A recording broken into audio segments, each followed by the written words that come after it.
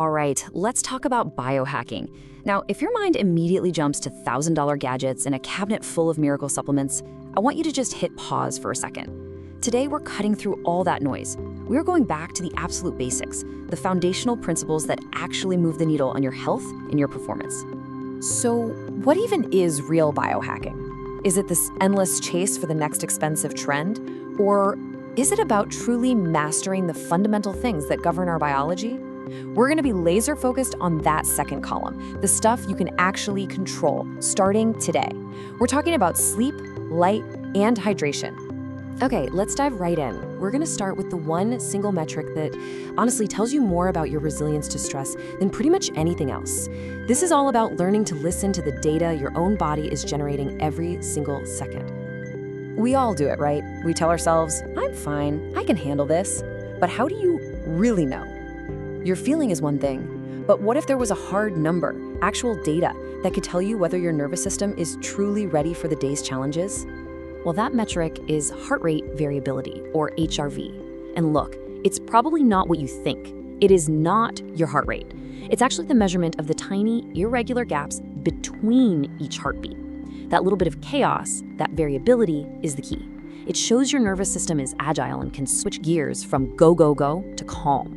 It's a direct window into your health, telling you exactly how ready you are to handle stress. And the level of detail here is just incredible. We're talking about differences measured in milliseconds. Think about that.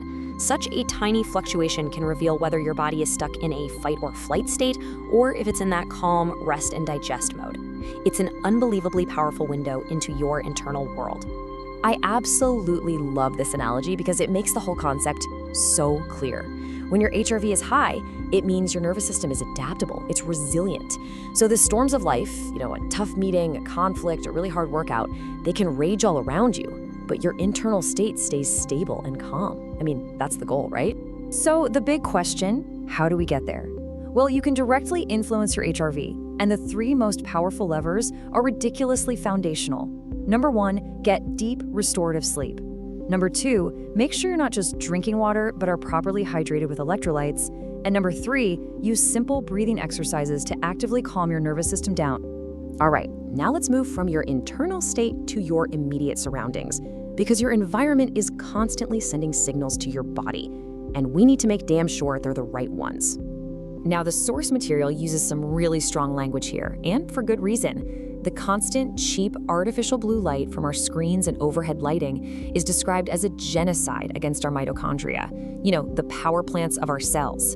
But in stark contrast, red light actually nourishes and supports them, helping them produce energy way more efficiently. And for those of us who love the data, listen to this. It's not just any red light. The science points to a very specific therapeutic window. We're talking wavelengths between 600 and 800 nanometers. That's the sweet spot that penetrates the skin and has a direct, positive biological effect on our cells.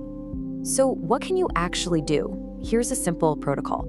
First thing, get real morning sunlight on your eyes for about 20 minutes. It's crucial for setting your body's clock. Then, at night, swap out those harsh lights for red LED lamps. This one is critical. Turn off your Wi-Fi router while you sleep to lower your electromagnetic exposure.